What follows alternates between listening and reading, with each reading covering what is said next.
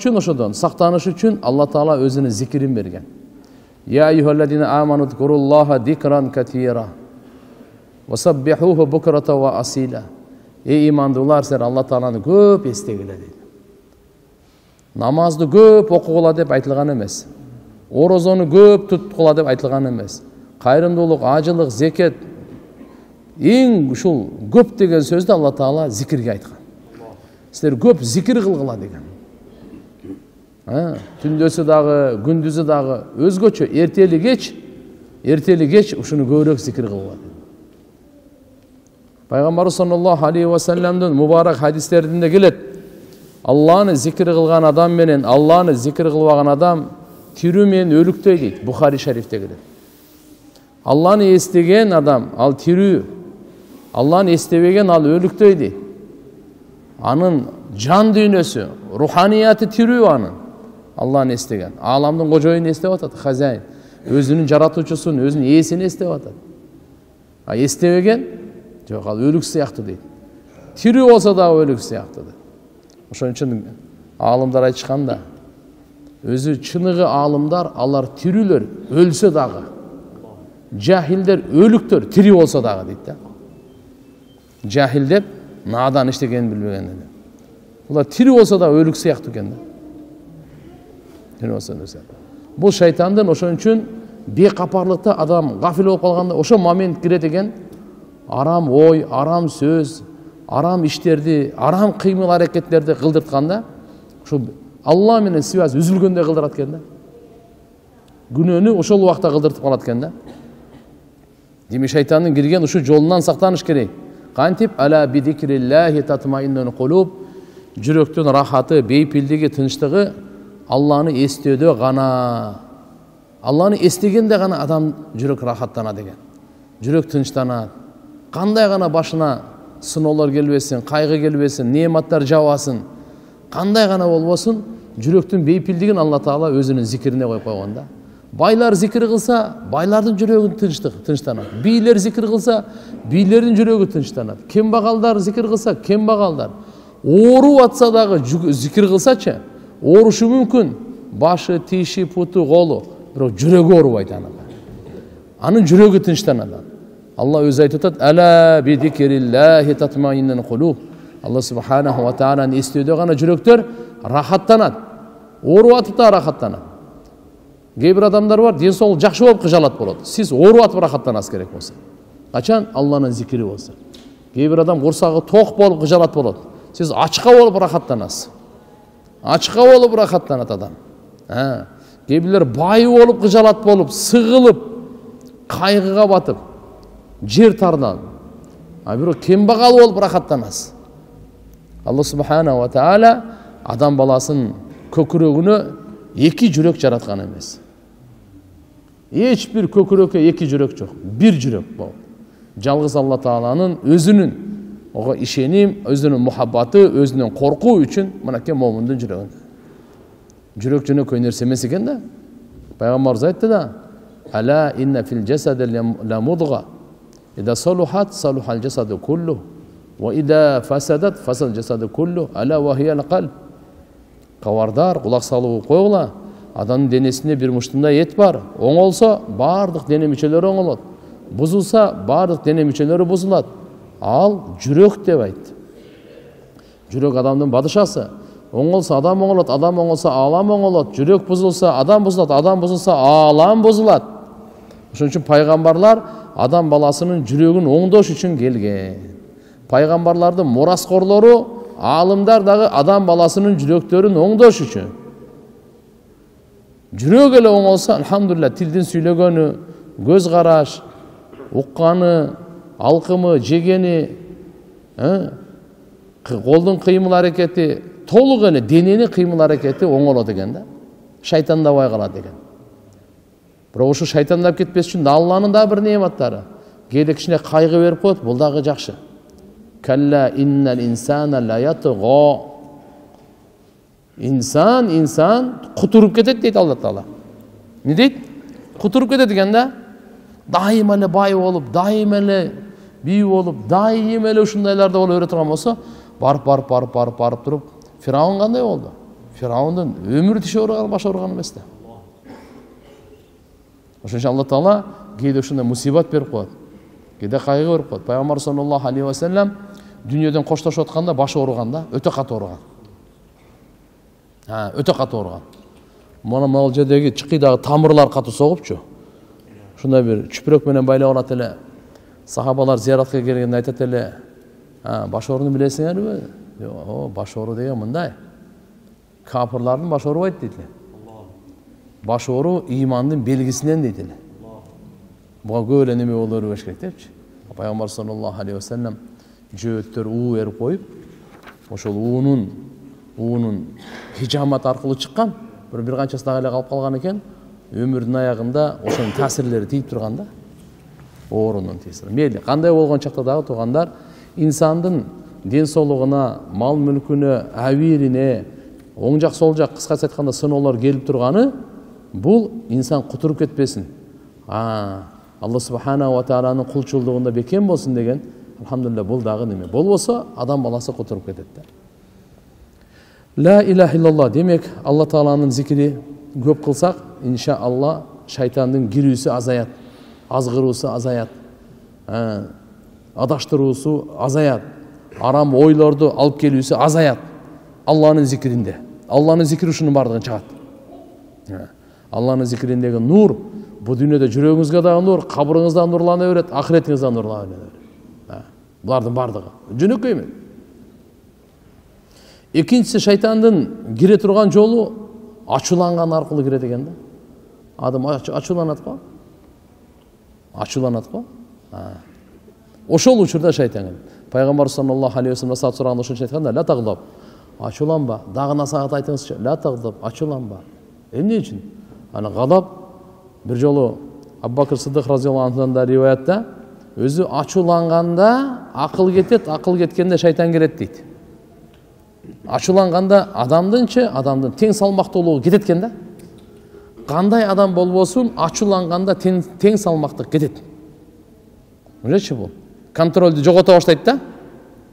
Сөзүндө, бардык иштеринде, чечиминде. Ошон үчүн шарият боюнча шарияттагы соттор ачууланган учурда чечим чыгарбасын дейт. Эмне үчүн? Туура эмес чечим чыгарат. Жоту? Туура эмес чечим чыгарат. Сөйтүп ачууланганда туура эмес чечим чыгарып коет. Адабул кады дейт. Атайы китеп бар. Ошо казы деп мына соттордун адеби деген китеп бар. Вот ошол жерде адебин айтып атканда ачууланган чыгарбасын, себеп туура эмес чыгарып коет дейт. Көрбөйсүң, адам да тең салмактуулукту жоготот да бул. Ошо ачууланган учурда шайтан кирет экен да, шайтан. Ошентип анан талак берип атат да. Шайтандын үгүтү болбосо, ачууланбаса каякта талак? Бир неме кылып койду, болду, талкалады, үй бүлөнү талкалады. Экөөнү эле талкалаган жок, бала чаканы, тууган урукту баарын талкалап салды. Буну жек көрөт, буга бири-бирине душман болду. Андай эмеспи? Азыр көрү канча нерсе болуп атат. Анын артынан канча жамандык болуп атат.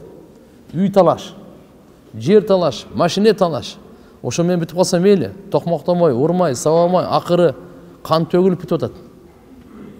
Ушуну башынан карап келе турган болсоң, ошо ачууландырганда, шайтан ошол жерден кирген дагы басканда газда. Шайтандын бул кирүүсүнөн булардан иншалла бир бекапардык, ачуулануу, булардан сактаныш өтө. Албетте, шайтан өзү текебер.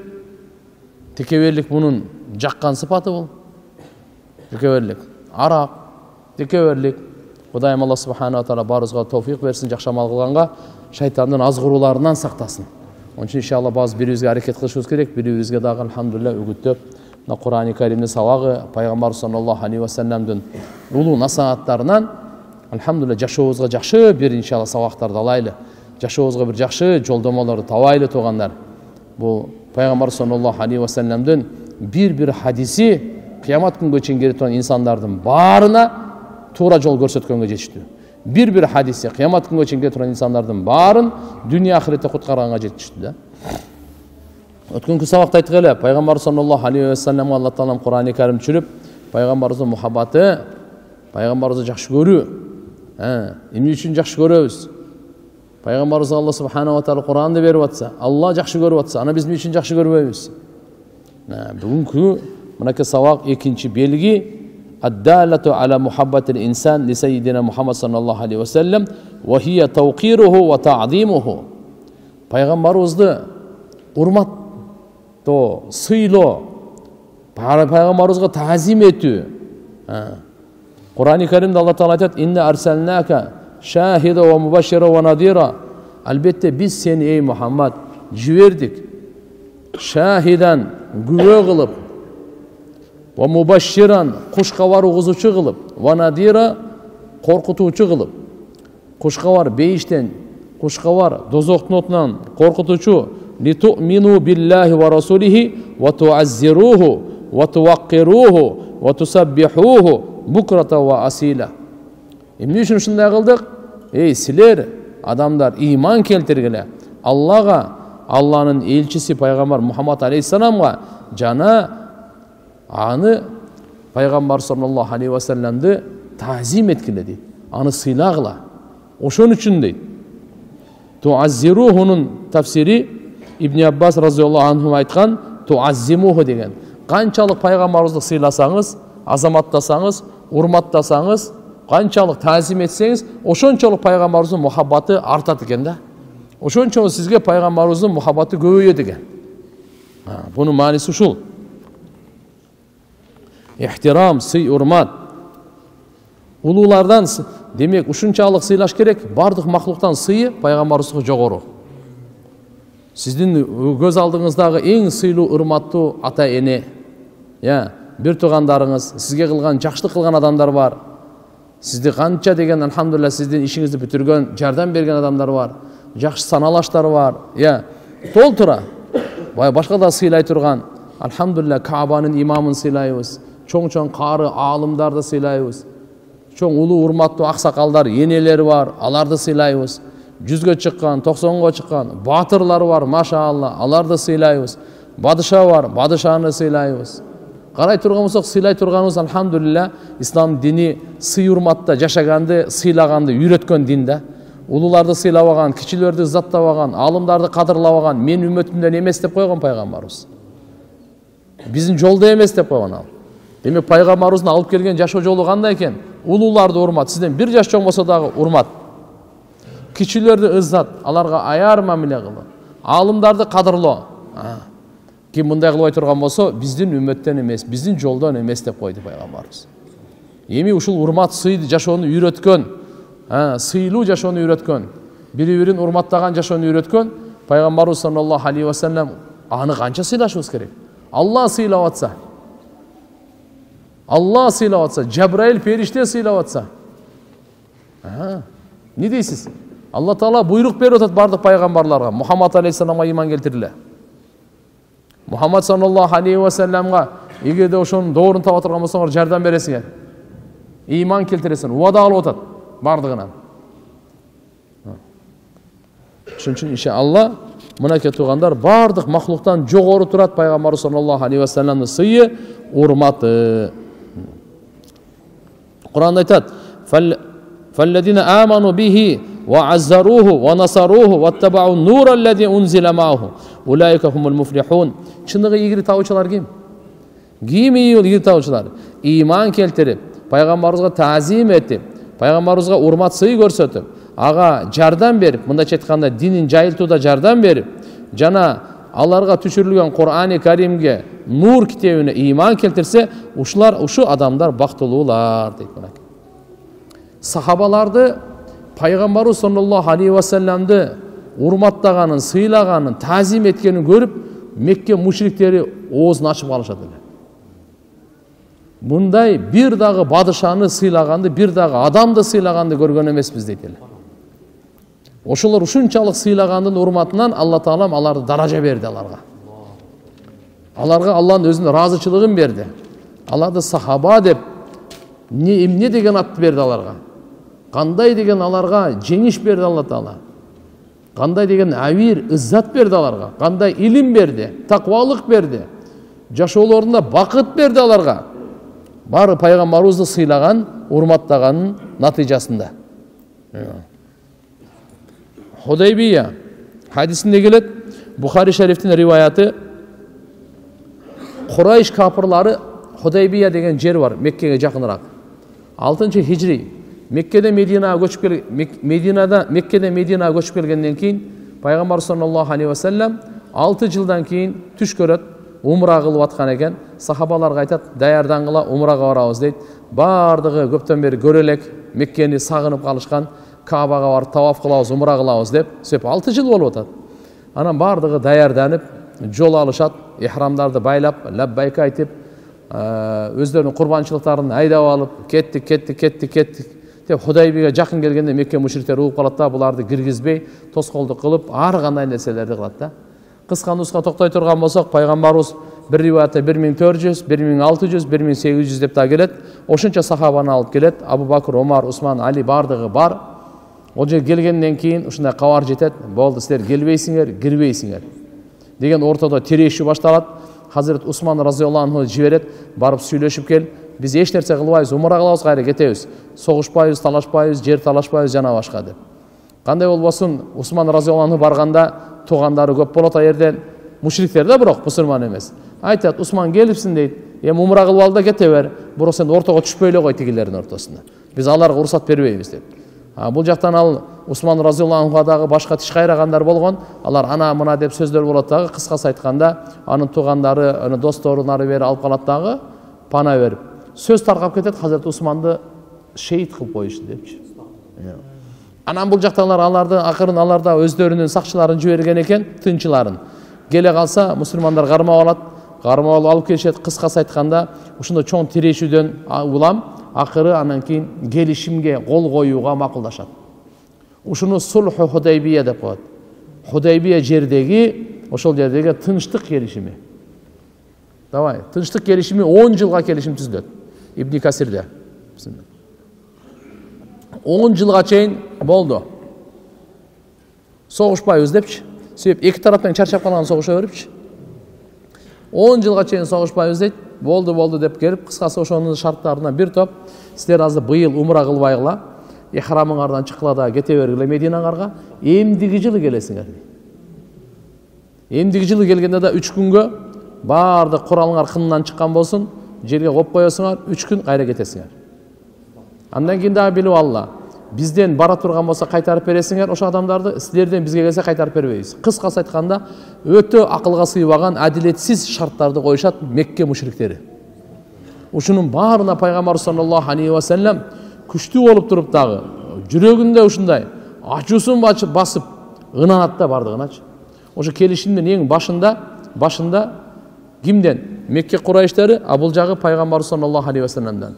Пайгамбардын аты жазылганда Мухаммад Абдулланын баласы, Алланын элчиси деген ат жазылат. Алар айтат, Алланын элчиси деген сөздү чызып салгыла дейт. Эгерде Алланын элчиси дегенде биз признавать этсек, анда маселе болбойт эле го. Бардык согуш талаш ушудан болуп атат. Силер Алланын элчисин биз кабыл албайбыз, признавать этпейбиз. Пайгамбар саллаллаху алейхи ва саллям Хазирет Али разияллаху анху айтат, Али, мен атымды өчүрүп койчу дейт. Мен атымды Расулулла дегенде өчүрүп койчу дейт. Атты эмес, Расулулла, Алланын элчиси дегенде.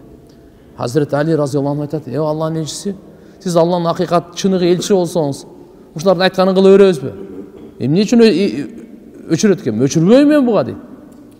Өчүрбөйм дейт. Пайгамбар саллаллаху алейхи ва саллям аны айтат. Али көрсөтчү мага дейт. Кайер жазылып турат?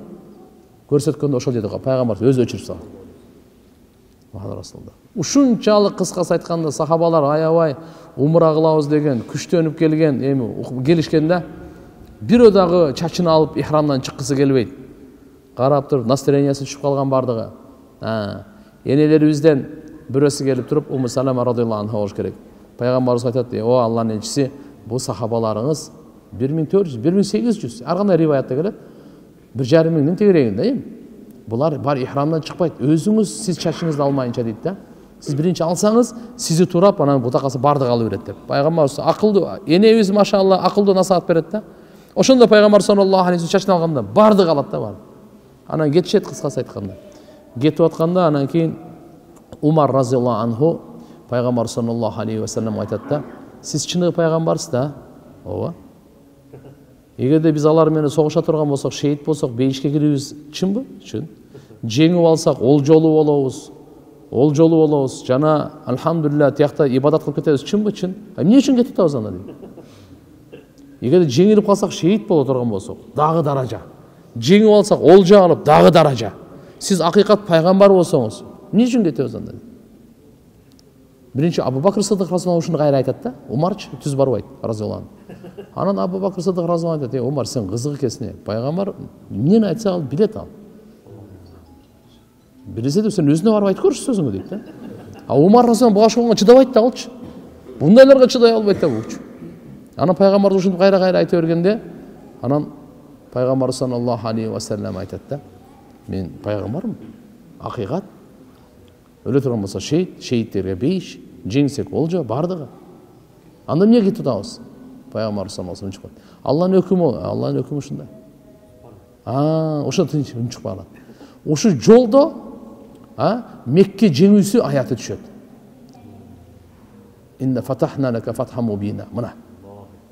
Ол 6-да болот, 2 жылдан кийин киши сабыр кылып тургула, 2 жылдан кийин жеңесиңер деген аят түшөт да. Жөнөкөй жеңүү эмес, улуу жеңишти Алла Таала убада кылат да. Болсо өздөрүнүн жазбасын алып туруп анан кийин кайтат барды кайтат. Анан кийин бирок Алла Тааланын хикматы экен. Бадыр согушунда 313 катышкан. Так, Ухуд, бул Бадыр согушу 2-хижриде болгон да. Ухуд 3-хижриде болгон. Карап туруңуз, анда канча болду? Ухудда 300 кетип калды, 700дей болду. Андан кийин 6-хижриге келсек, 1400, 1600, 1800 деп келет, ушунча болду. Так. Булар бардыгы согушпайбыз деп 10 жылга кол коюштубу? Эми арабтардын көп уруулары ар жерден Мекке, Мединага келе баштайт. Мединага келип сахабалардын мамилелерин, ибадаттарын, базарларын, тиричилик, жашоо турмуштарын көрүп, иманга кирип кете берет да. Ага чейин тоскоолдук болуп тургандагы арабтардын көбү согуштан башка исламды эч нерсесин көргөн эмес да. Исламдын чыныгы жашоосун көргөн жок да, мүмкүнчүлүк болгон жок аларга. Бул келишимдин эң чоң пайдасы ушул болду. Пайгамбар саллаллаху алейхи ва саллям ошол убактагы Перс империясына, Рум империясына, Бахрайн жана башка менмин деген бадышаларга кат аркылуу дааваттарды жөнөттү да. Бул мүмкүнчүлүк. Анан экинчи чоң мүмкүнчүлүк арабтардын бардыгы уруулары, тияк биякта жашагандардын бардыгы келип, алды беди, соода сатыкты көрүп, булардын чынчылдыгын, булардын такыбалыгын, булардын ибадатын, булардын адамгерчиликтерин көрүп туруп болду. Ширк, куфурдун баардыгын таштап эле исламга кире берди да. 8-хижриге келип калды. 8-хижриге келжекте булар 7-синде эле, 7-хижриде эле булар келишимди бузган. Келишимди бузганда пайгамбарыбыз айтты: "Бузукулук булардан болду, кыянаттык булардан болду, даярдангыла" деди. Даярданганда Абу Суфьяндар сезип калды. Эми болсо эми жаман болобуз го деп. Бирок элчи аны жиберди, элчи катары. Келип, эми кечирип койгула. Биздин кыянат ушундай болуп калды. Биздин кээ бир акмактар ушундай кылып койду, кечирип койгула. Пайгамбар саллаллаху алейхи ва саллям сахабалар бирөөсү дагы өзү да кечирбей бүттү деп. Кыскасы баргандан кийин ошо 10 000 канча эле аякта? 1,5 миң болчу. Азыр канчага көбөйүп кетти? Сиз цифраны мындай, мен сизге цифр айтып турам. Кичине эме кылып туруңузгу. Сиз санаганча туруңуз. Мен цифр айтып турам. Бадырда 2-хижриде 313 деп атабыз. Анда 3-сүндө болсо бир 700 деп атабыз. 4-5те ошондо согуштар болуп туруп, где-то бир 800-900 миңге чейин. Андан кийин 6-хижриде 1400 болуп атат. 6-да. 7-ни таштап туруп 8-де 10 000 болду са. Мына өсүүнү көрөңүз. 10 000. 10 000 сахаба менен пайгамбар саллаллаху алейхи ва саллям Мекке, Мединада Меккеге көзөй чыкты да. Рамазан айында болчу. Рамазан айында барып, Алла Тааланын жеңүүсү менен жөн эле кирип эле мынтип эле отуруп алды. Кичине аз-маз жолдо тоскоолдук болду. Абу Суфьяндар тоодо карап турду. Айланайын, булар кимдер? Бул бир уурус өтөт, пананча, түкүнчө, мынандай, баардын көрүп. Ошол учурда булар иман келтирген. Халид ибн Валид ошондой иман келтирген. Икрима ошондой иман келтирген. Хинда ошондой иман келтирген. Пайгамбар саллаллаху алейхи ва саллям Меккени жеңгенден кийин ошо баардыгын алып, ошолардын баардыгына амандык сурашкан. Өлтүрбөгүлө, кордобогула деп амандык. Пайгамбарыбыз амандык берген. Абу Суфьяндын үйүнө ким кире турган болсо амандык. Дагы амандык сурашканда мына, ким үйлөрүнөн чыкпай эле турса баардыгына амандык. Бирине кол көтөрбөгүлө, бирин кордобогула деп. Пайгамбарыбыз Макка Мукаррамага келип, харамда бардык сахабалар ыйлап, дуа кылып, ушундай ибадат көргөндө көрүп барып булар ооз ачылып калган. Пайгамбарыбыз бардығын чакырып анан айткандай, не кылайын деди. 21 жылдан кийин болуп аткан окуя.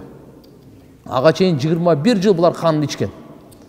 Канчосын өлтүрдү, канчосын сойду, канчосын когунтук, кордугун эми айтпай, канча мал мүлкүн тартып алган эми айтпай эле койгон. Ушунчалык адилеттүүлүктүн талабы өчүн алса болот эле. Бирок пайгамбарыбыз ошолордун бардыгынан сурап койду да. Не кылайын эми биягын эми. Бардыгы айтты. Сиз жакшы адамсыз, жакшы адамдын баласысыз. Эмне кылсаңыз калаганын кыласыз деди.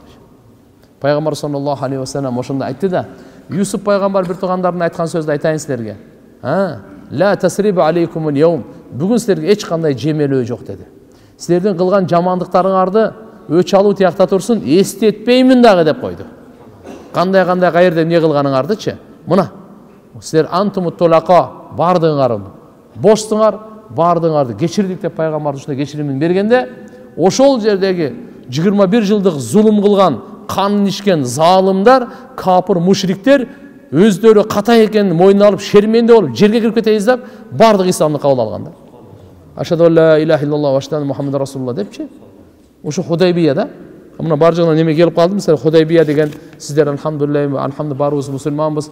Мусулман болгондон кийин биз өзүбүздүн термин кайсыл жерде эмне болгондору кичине кабардар болушубуз керек. Ошон үчүн мындай ортодо кыстарып айтып койдум да.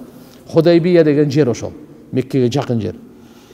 Ушул жерде Курайштын ошо капырлары жибергенде Урва ибн Мас'уд Сакафиди ортомчулук кылып бар пайгамбарыбыз менен сүйлөшүп кел депчи. Ошол убакта мушрик болчу, кийин анан бул исламды кабыл алган, исламы да чырайлуу болгон, машаалла. Бирок Урва ошол жерге келишимге барганда сахабаларды көзүнүн кыры менен карап турат эле да. Кандай кылат экен, эмне кылат экен деп. Ойбой, пайгамбарыбызды урматтаганын, сыйлаганын, алдындагы адептүүлүгүн көргөндө бул ооз ачылып калган. Ошон үчүн келген деген айтканда, Аллага античип айтайын, даже Кисраны, Кайсарды, падышалары дагы мындай, Наджашиди дагы мындай урматтабайт депчи. Мен бул болсо пайгамбар Мухаммад алейхи жерге түкүрсө, түкүрүгүн жерге ташташпайт экен булар деген. Бардыгын алып, дарат ала турса, даратынын суусу жерге тийбеги деймин. Кайсы жакты караса жөн эле окта булар атырылган. Эмне десе, буйругун аткарганга, адебин айта турган болсоң, жакшы көргөнүн айта турган болсоң, бул бар деген.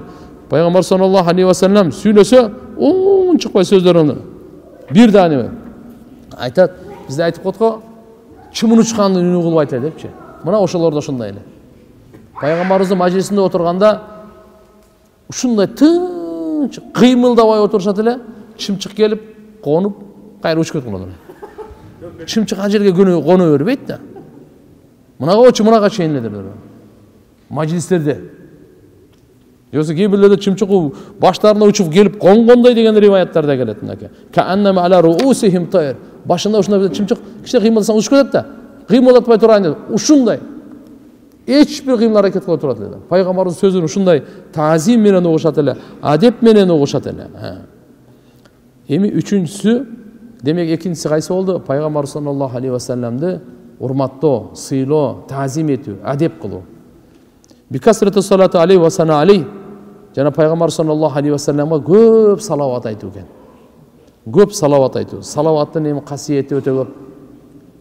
Кимде ким кайгысын, кыжалатчылыгын жоём десе, салават айтсын.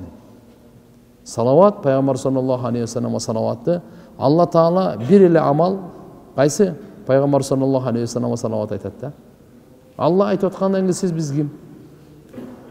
Алам кыямат болуп, бардык амал токтоп, бардык адам өлгөндө да салават токтобойт экен. Себеп Алла качанга чейин бар, ошого чейин салават бар. Инналлаха ва малаикатаху юсаллуна алан наби. Я айюхаллазина аману саллу алейхи ва саллиму таслима. Алла айтат. Алла периштелеринин баары пайгамбар Мухаммад алейхиссаламга салават айтат. Иман келтиргенде силер дагы салам салават айткыла дейт. Хазрет Имам Малик рахматуллахи алейхи айтат. Эми Имам Малик деген ким болгон? 4 мазхаб бар тугандар. Ахли суннат вал жамаат деп коет бизде. Ахли суннат сүннөт ээлери. Сүннөттү карманган. Вал жамаат сахабалардын жамаатын карманган.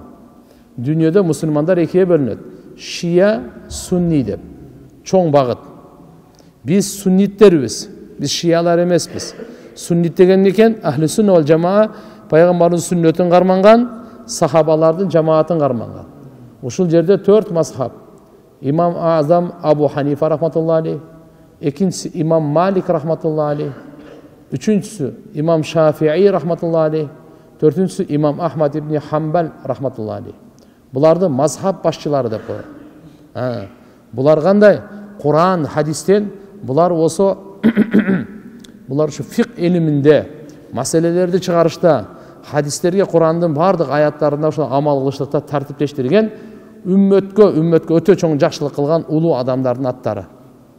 Ошон үчүн бүгүнкү күнгө чейин алхамдулилlah мынакей 12 кылымдан бери биздеги Орто Азия, Индия, Пакистан, бул жагы Афганистан, Турция, Ирандын тегереги чети да, ортосу эмес, ортосу шия, тегереги бардыгы сунни. Анан бул жагы Кытайдагы, Кашкардагы, Сириядагы бир топ, булар бардыгы ханафилер. Ханафи мазхабтагылар.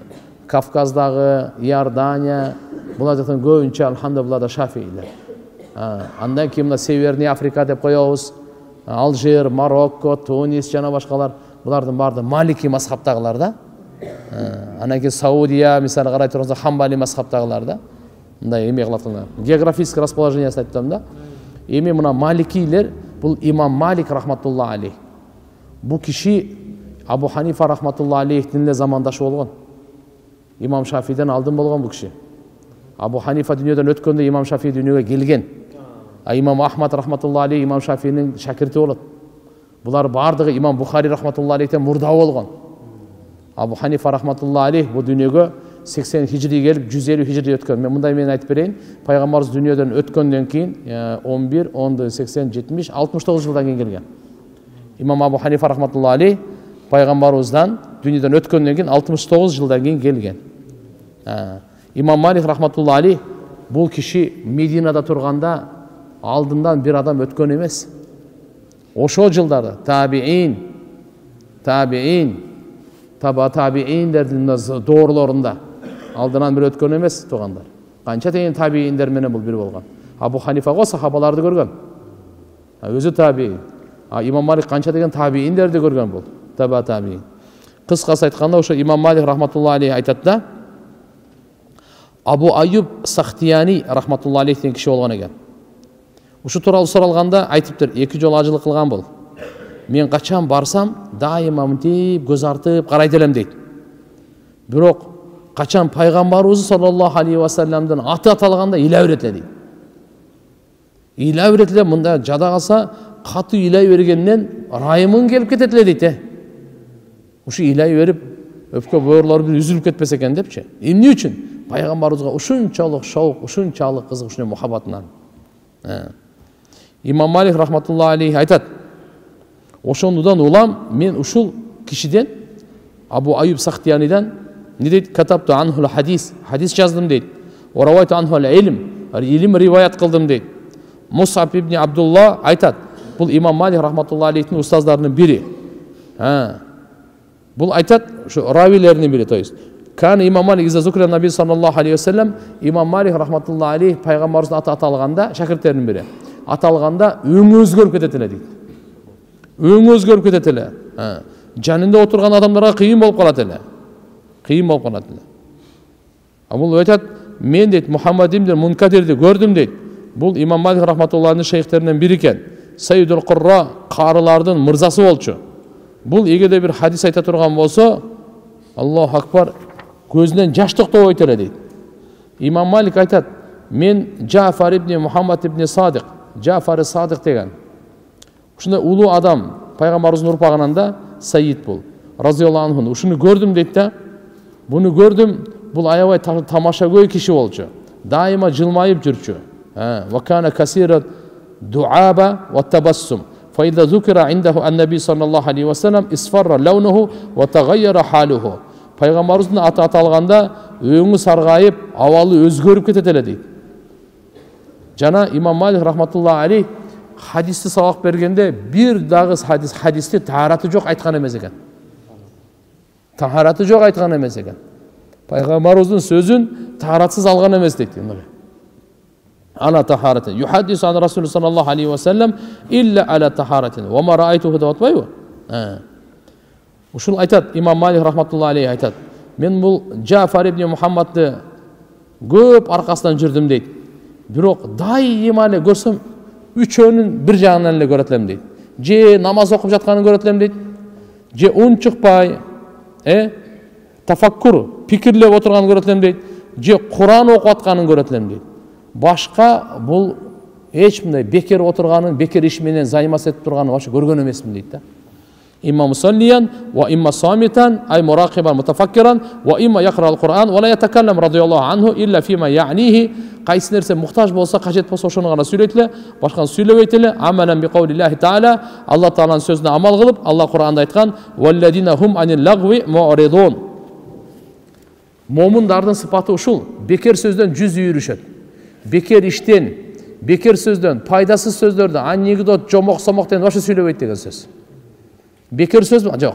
Бир жерден пайдалуу сөз, данышмандыгы болсо алат, илимин алат. Болбосо бекер иш менен заниматься этпейт экен да. Карта-парта ойноп, дагы пабуш бир баракат саракат азайтып атпайбы ошолор? Жок. Андай менен эмес. Пайдалуу нерсени гана. Пайгамбар саллаллаху алейхи ва салламдын хадисинде келет: "Мин хуснил исламил мар таркуху ма ла яни." Исламдын, мусулман адамдын чырайлуулугу максатсыз, пайдасыз нерсени таштоодо. Таштамайынча мусулман чырайлуу болбойт экен да. Ошон үчүн жашообузду 24 саат жашоону мындай карап көрөйлү. Канчасын мен бекер өткөрүп атам? Канчасын мен текке кетирип атам? Канчасын эч кандай дүйнөдө дагы, динде дагы пайдасыз нерсе менен алектенип атам? Булардын баардыгын азайтыш керек, кууп чыгарышып жатат. Бу киши өтө ибадаткөй, өтө Алла Тааладан корккон киши болчу дейт. Себептен аля кадр илм билlah таала такунул хашия мин Аллах таала. Алланы канчалык таанысаңыз, канчалык Алла Таала тууралуу илимиңиз болсо, ошончолук Алладан коркуу болот экен. Кур'ан-ы Каримде Алла субханаху ва таала иннама яхшаллах мин ибадихил улама. Алла Тааладан корккондор бенделердин арасынан аалымдар деп айткан. Демек чыныгы аалымдар, чыныгы илимдүүлөр, илимине амал кылгандар Алла Тааладан коркучулар. Айшени өзү айткан, пайгамбар саллаллаху алейхи ва саллам мындай дейт: "Фа валлахи инни ла а'ламухум биллахи ва ашаддухум лаху хашия." Аллага ант ичип айтайын, мен силердин араңардан эң Алла Тааланы жакшы билүүчүмүн, жана андан коркуучумун дейт. Имам Малик рахматуллахи алейх Абдурахман ибн Касым деген устазын айтат, ал пайгамбарыбыздын аты аталганда тили кургап калат эле дейт. Өзү айтат, Амир ибн Абдулла ибн Зубайрдин алдына келгенде, ал пайгамбар ушундай ыйлай берип көзүнөн жаш токтоп калат эле, жаш түгөнүп калат дейт көзүнөнчү. Пайгамбардын аты аталганда. Имам Зухри рахматуллахи алейхти көрдүм. Имам Зухри өтө боорикер, кичпейир адам эле дейт. Буну көргөнүңдө пайгамбарыбыздын аты аталса, бул сени тааныбайт, сен аны тааныбай калат элең дейт. Сафван ибн Сулейм бул дагы өтө муштахид аалымдардан. Пайгамбар саллаллаху алейхи ва салламдын аты аталганда ушунча ыйлай берип, акыры адамдар биз кете берсек окшойт деп кетип калышат эле дейт. Мунага чейин барат эле дейт. Бул деген туугандар, ушулардын баары жөнөкөй эмес. Ушулар мынакей пайгамбарыбызды сахабаларга, сахабалар, кийинки муундар кандай сыйлашты, кандай урматташты. Бир сөзү болсо кандай кулак салышты булар. Канча деген сөздөрүнө жана хадисте да канча биз амал кылбай таштап коюп атабыз. Хадисти уккан тиякта турсун. Жок, пайгамбарыбыздын мухаббатынын таасири ушуда туугандар, хадисти укканда кулак салып угайлы, адеп менен угайлы, ихлас менен угайлы. Жана ага алхамдулилlah амал кылганга да биз аракет кылайлы да. Та окуя айтып берейин. Пайгамбар саллаллаху алейхи ва саллам айткан сөзү тирүү кезинде кандай урмат сыйга ээ, дүйнөдөн өткөндөн кийин дагы ээ да. Сөзү ошондой сөз.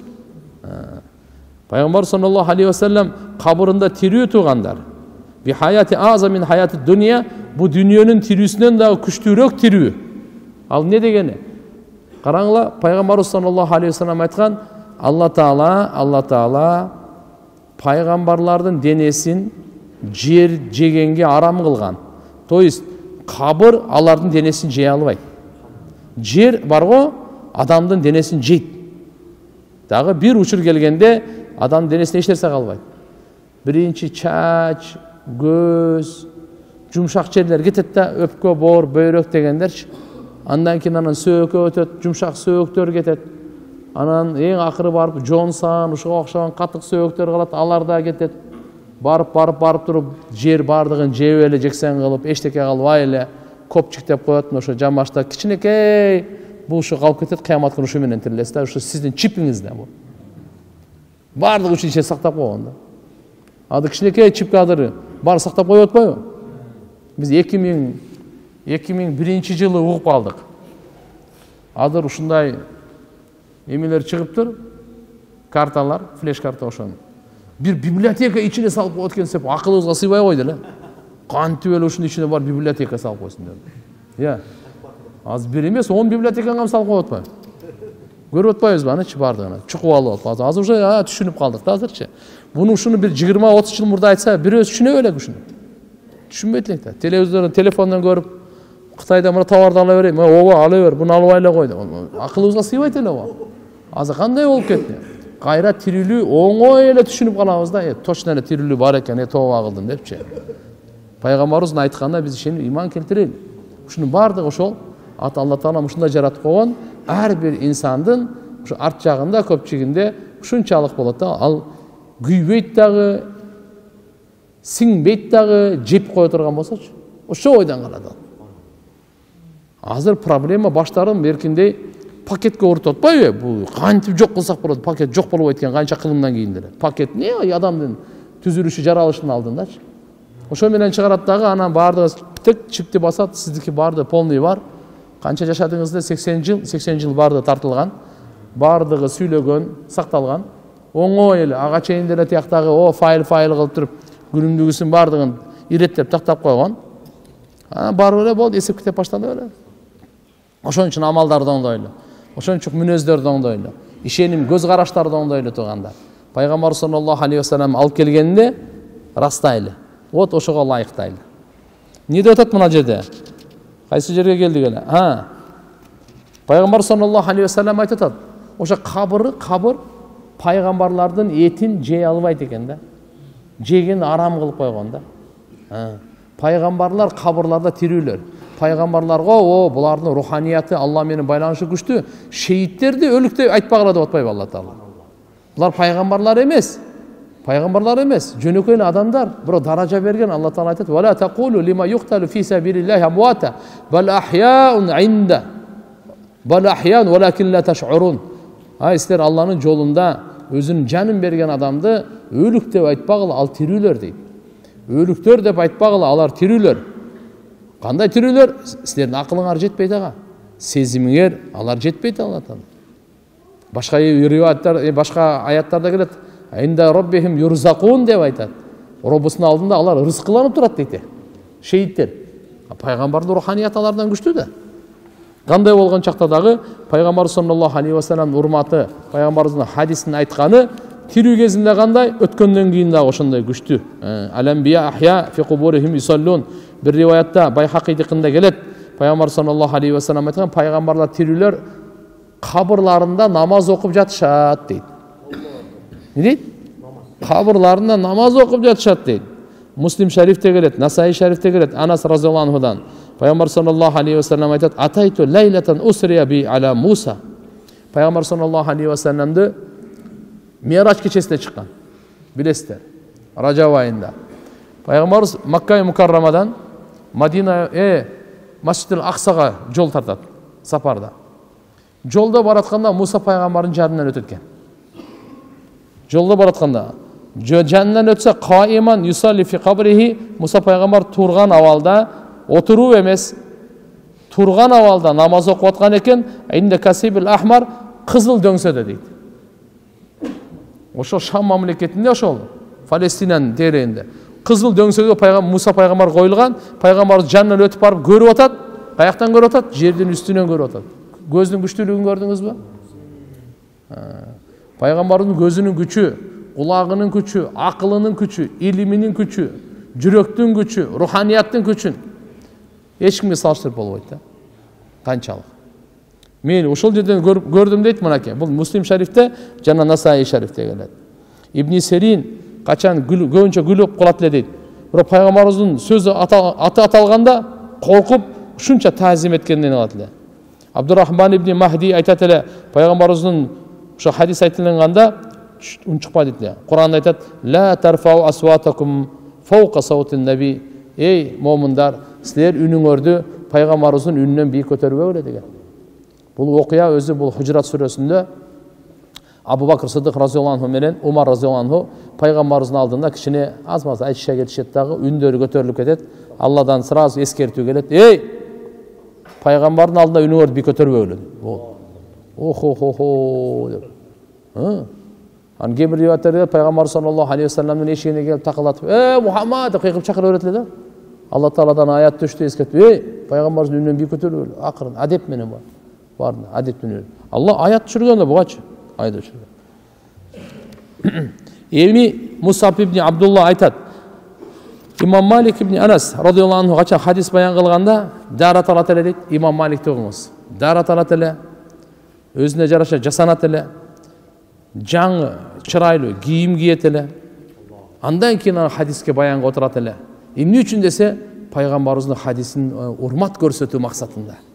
Пайгамбарыбыздын сөзүн жөнөкөй эле эмес, тазим менен, адеп менен, сый менен маани берип алып, маани берип угуп, маани берип ушуга иши башкаларга бериш керек, айтыш керек экен да. Жөнөкөй эле эмес, эптеп-септеп эле бул бир кишинин сөзү, же паланчанын сөзү, паланча акындын сөзү эмес да бул. Пайгамбар саллаллаху алейхи вассаламдын сөзү. Өзү канча улуу болсо сөзү да ошондой улуу. Каламул мулук мулукул калам дейт. Бадышалардын сөздөрү сөздөрдүн бадышасы деген сөз бар. Бадышалардын сөздөрү некен? Сөздөрдүн бадышасы дейт. Бадышалардын сөзү. Пайгамбарыбыздын сөзү кандай деген ал? Кандай болгон чакта да мынакей. Качан имам Малик рахматуллаху алейхи айтат, бир жолу bir ayal gelip bir mesele sorayın deyip kaldı. Ya şeyh deyip İmam Malik de aytıp durur. Biz sizden şu bir hadis gelip bir sorun barla dese hadis mi cey mesele ödeptir da. Kaysınsa hadis mi cey mesele ödep. Eğer de mesele deyip durgan olsa jönölü жооп берип koyat eken. Bul adal, bul aram, bul bolat, bolbayt, makruh anamınday deyipçi. Eğer de hadisten sorayın, hadisten sorun bar dese toktop dur deytkende üyüne girip gusül alıp çıkat eken. Жуунуп чыгат экен, атыр сеюнуп чыгат экен, жаңы кийинип чыгарат экен, жана өзүнүн топусун үстүнө селдесин ороп туруп чыгат экен. Жакшы ооруп даярданып туруп, суроо бериңиз, хадистен жооп берет экен. Мынакей, пайгамбарыбыздын сөзүнө ушунчалык урмат көрсөткөн, ушунчалык сый көрсөткөн, ушунчалык таазим этип, ушунча кадырбатып, анан имам Малик болгон да. Жөн эле боло бербейт да. Jönüle bolu örbetti. Mına okup berin. Mutarrif ibn Abdullah degen rivayet kıldı. Kana iza atan nas malikan. Adamlar İmam Malik rahmetullahi aleyh'e gelgende vakafu ala babihi eşiğine turup kalışat ele. Haracat ileyhim cariye. Oşol dede bir öyle çıkat eken dağalarga aytat eken. Özünün kızlardan bir öyle kızmatçılardan aytat eken. Yakulu lakum aş-şeyh. Şeyh yani malikan. Turiduna hadisa min mesail. Ay sizler İmam Malik rahmetullahi aleyh'ten hadis sorayın deysinler öyle, mesele sorayın deysinler öyle. Aylı mesail fiqhiyye, fiqh meselesi ödep. Fayin kalu eğer de Allah aytsa nuridel mesail, eğer de meseleni soraysak, haraca ileyhim ala halihi ve hayatihi, özünün avarında ile çıkat eken dağı meselesine cevap verip koyat eken da. Fayin kalu eğer de Allah gelgen kişiler aytsa nuridul hadis, biz hadis soraganga geldik dese, dakhala mağtesala, anda mevziyal ihtisal, fagtesala, al jerge uşul gusul kanasına giret eken dağı gusul alat eken ve tatayyaba atır sevünet eken ve labisa siyaban jududan andan keyin jadiden mına жаңы kiyim giyet eken ve labisa sajjahu ve taammama ve da'a ala ra'sihi ridaahu ve tulqa jana mına qarap turup şu bardığından giyinip jakşınakay seldesin orop anan barıp turup anan keyin uşundan keyin anan keyin жооп берет экен да мына. Ушул жерде анан Ибни Аби Увайс деген айтыптыр. Фақила ли Маликин фи залика. Эмне үчүн сиз ушундай кыласыз? Бир хадисти айтканга ушунчалык даярдык көрүп, ушунчалык тазаланып, жыпар жыттанып, жаңы кийимдерди кийип, селдеңизди байлап, анан кийин айтасыз десе, фақала айткан экен. Ухиббу ан а'заму хадис Расул саллаллаху алейхи ва саллям. Мен пайгамбарыбыз саллаллаху алейхи ва салламдын хадисин, ушундай таазим эткенди жакшы көрөм деген экен да. Sıylagandı, urmat kılgandı жақшы көрөм деген екен. Вала ухадису бихи илля ан taharatin mutamakkinan. Bekem taharat alıp hadis bayan kılam. La muttakian вала mailan. Jölönüp hadis bayan kılbayım deydim tipçi. Hadisni mындай деп айтпайт экен да. Çalkana jölönüp alıp, tayanıp alıp, bir jaka kıyşıyıp alıp mailan deydi. Жоқ. Пайгамбарыбыз саллаллаху алейхи ва саллям сөзүн адеби менен өзүн кандай сыйласаңыз, сөзүн ошондой сыйлаңыз. Пайгамбарыбыздын сүйүүсүнүн белгиси сүннөтүнүн, хадисинин сүйүүсүнүн белгисинде. Ибн Аби Уайс айтат, имам Малик рахматуллаху алейх жолда хадис айтканды жактырбайт эле дейт. Туруп айтканды жактырбайт эле, шашып баратканда айтканды жакшырбайт эле дейт. Демек караңыз, даратсыз вообще дейт. Кээде Абдулла ибн Мубарак деген имам Бухаринин устазы айтат да, кунту инда Малик, имам Малик рахматуллаху алейхтин жанында болуп калдым дейт. Ва хуа юхаддисуна, хадис баян кылып аткан экен. Пайгамбар саллаллаху алейхи ва саллям хадисинде фаладагатху акраб 16 марра, 16 жеринен чаян чаккан экен. Мындай кылып коюп хадис айтып береткен да, деп коюп хадис айтып береткен да. Мына карап туруңуз. Ва хуа ятагайяр лаунуху, өңү өзгөрүп кетет эле дейт. Ва ясфар, саргайып кетет эле, бозоруп кетет эле дейт. Ва ла якта хадиса Расулилла саллаллаху алейхи ва саллям, бирок пайгамбардын хадисин кеспейт эле. Пайгамбарыбыздын сөзүн үзбейт эле. Фаламма фарага минал маджлис ва тафаррака анху нас, маджлис бүткөндөн кийин, сабак бүткөндөн кийин, адамдар баары таркап кеткенден кийин, культу лаху, Абдулла ибн Мубарак айтат, мындай деп айттым дейт да. Я Абу Абдулла, Абдулланын атасы, лакад раайту минка al-yawm ajabан, бүгүн сизден мен үчүн таң калыштуу абалды көрдүм го десе, имам Малик жооп бериптир. Наам, иннама сабарту ижлалан ли хадиси Расулилла саллаллаху алейхи ва саллям, көргөнүңүз туура. Мен пайгамбарыбыз саллаллаху алейхи ва саллямдын хадисин сыйлоо максатында, урматтоо максатында, таазим максатында сабыр кылып, ошо чакканына чыдап отурдум деди да. Мына экен туугандар. Эми урматтуу мусулман бир туугандар, агалар, эжелер, баарыңыздар мынакей. Эми биздин улууларыбыз пайгамбарыбыздын сөзүн ушунча урматтаган болсо, ушунча сыйлаган болсо, биз да ушудан сөз үлгү алышыбыз керек экен. Ибрат алышыбыз керек экен. Биз да будан иншалла колдон келишинче мынакей биздин улумуун кандай таазим эткен, кандай тавкир, таазим, ижлал, адаб барды пайгамбардын сыйратына, хадисине ар бир мусулман эркекке, ар бир мусулман аялга ошол манхажда жолуна түшүүсү зарыл болуп эсептелинет туугандар. Алла субханаху ва таала баарыбызга тоофик берсин. Албетте пайгамбарыбыздын өзүндагы сыпаттарындагы кереметти кулк мүнөзүн да көп айтып жүрүшүбүз керек. Себеп адам эмне кайсы нерсени жакшы көрсө ошону көп айтат да. Адам кимди жакшы көрсө ошону көп айтат. Кайсы нерсени жакшы көрсө да. Саатын келер кечке айтып берет. Ар кимге айтып берет. Итин бардыгына айтып чыккан. Мисалы да, туурабы? Аты бар эле, атын эртемен деле айтып атат, кечинде деле, эртеси отурсаң дагы деле айтып атат, тажабайт. Атын мактагандан эч качан тажабайт. Айта берет. Мен атым киргенде мындай, чапканда мындай, бурулганы мындай, туурабы? Улакчылар жакшы билет мунучу. Алардын бардыгын. Кудум ошо бирөө машинесин мактайт. Ким кайсы нерсени жакшы көрсө, ошону мактай берет. Мейли адам болсун, нерсе болсун айырмасы жок. Мактайт да, көп айтат да анычы. Эгерде пайгамбарыбыз Мухаммад алейхиссаламды чыныгы биз жакшы көрсөк, пайгамбарыбызды биз көп таңазалап, көп зикирин, көп айтып, көп сүннөтүн көп айтышыбыз керек. Мына. Абу Нуайм ва Дайлами Сайдина Айша радиаллаху анхадан айтат, пайгамбар саллаллаху алейхи ва саллям айтканда, "Ман ахабба шай'ан аксара мин зикрихи." Ким кайсы нерсени жакшы көрсө, ошонун зикирин көп кылат дейт. Ошонун атын көп атайт деген экен. Бул бар нерсе. Бул бар нерсе. Сиздин тилиңизге кайсы эң көп нерсени эмнени айтасыз? Ким акчаны көп жакшы көрөт, акчаны көп айтат. Сааттан кечке акча.